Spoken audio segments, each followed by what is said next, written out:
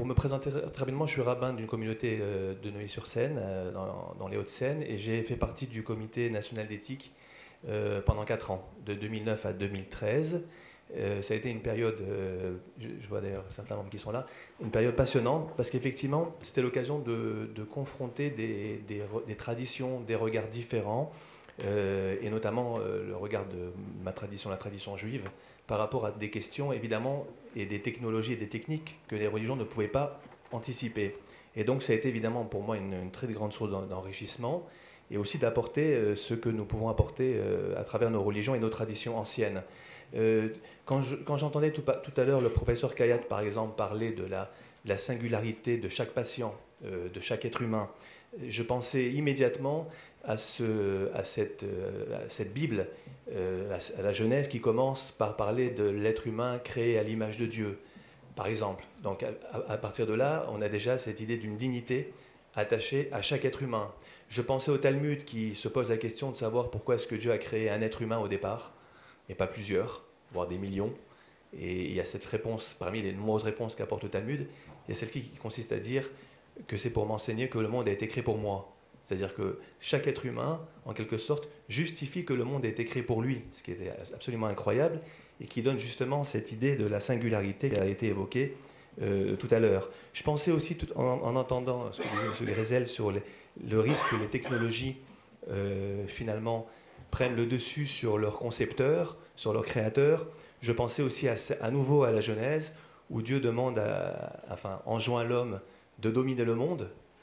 donc de ne pas être dominé par le monde. Alors évidemment, avec aujourd'hui des limites qu'il faut poser justement en termes de domination, mais enfin c'est intéressant de voir qui est le sujet, qui est l'objet, et faire en sorte justement que ce soit l'homme qui demeure au centre, qui soit le sujet qui demeure au centre des techniques et de ce que l'on en fait.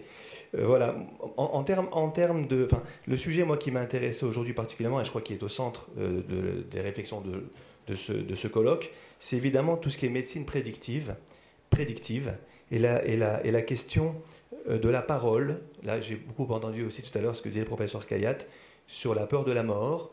L'expérience qui est la mienne aussi, c'est indirectement celle de mon épouse, parce qu'en fait, pour tout vous dire, je connais bien Alain Toledano, qui a fait ses études de médecine avec mon épouse, qui est elle-même un anatomopathologiste, et qui est très souvent confrontée à l'annonce. Elle fait beaucoup de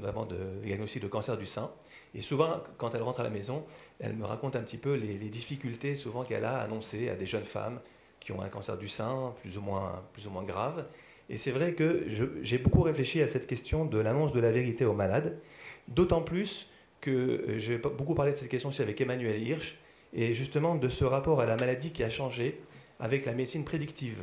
C'est-à-dire en fait avec une maladie qui, j'aime bien l'expression du professeur Valenciennes, qui parle de maladies muettes. En fait, c'est-à-dire de maladies qui sont détectées avant que les symptômes ne parlent,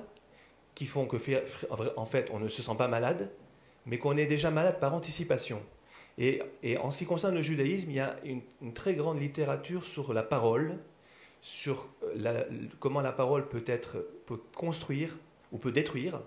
Donc voilà, évidemment, c'est quelque chose qui, moi, m'intéresse beaucoup. Et savoir comment on va trouver une parole qui corresponde à la vérité du patient, c'est-à-dire faire en sorte que ce soit une vérité qui l'aide, et non pas j'entendais tout à l'heure ce que disait le professeur Kayat, justement, sur cette responsabilité dans la relation entre le patient et celui que l'on soigne, entre le soignant et le patient, d'essayer de faire en sorte effectivement qu'on soit dans une parole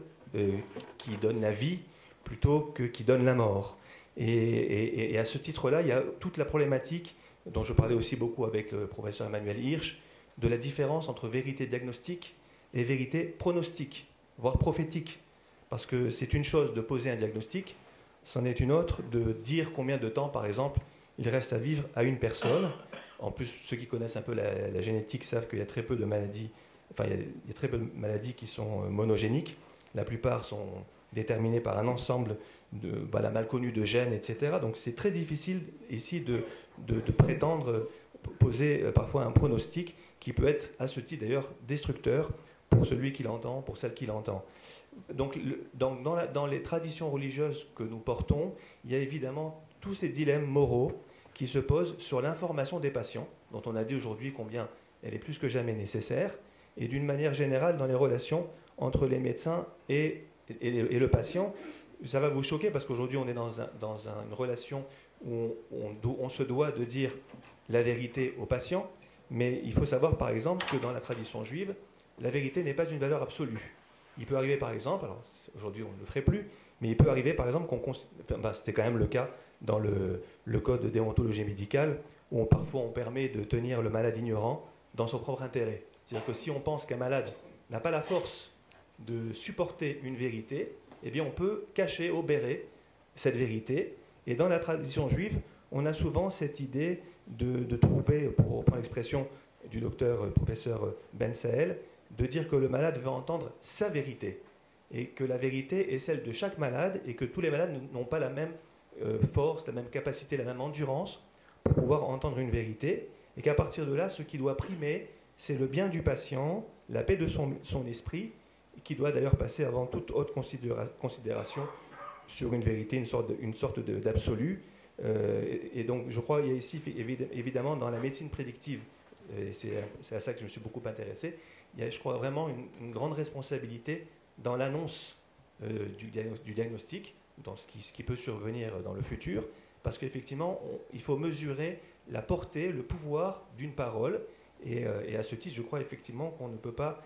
faire l'impasse sur le poids d'une parole, et surtout quand elle est émise par un médecin. Tout à l'heure, le professeur Kayat parlait justement de cette dissymétrie entre le patient et le médecin, avec celui qui sait, et donc en tant que sachant, a ce pouvoir de la connaissance. Et je crois que parfois, enfin en tout cas, il me semble que, et je crois que les médecins en ont de plus en plus conscience, qu'il faut bien effectivement intégrer cette dissymétrie et faire en sorte de poser une parole qui soit une parole qui permette de redonner sa place, plus qu'à la maladie, à l'être humain qui est frappé par cette maladie. Voilà, en tout cas, tout ça pour vous dire, et pour conclure sur ce qu'a dit tout à l'heure M. Perben, que je crois effectivement que nos traditions religieuses, en mettant l'homme au centre des préoccupations humanistes, eh bien effectivement, ça peut, à mon avis, apporter énormément dans la relation, dans ce colloque singulier entre le patient et le malade, et qu'à ce titre, effectivement, nos traditions, à mon avis, peuvent apporter beaucoup d'humanité et beaucoup d'éthique, et je crois que c'est d'abord notre première responsabilité. Merci de m'avoir écouté.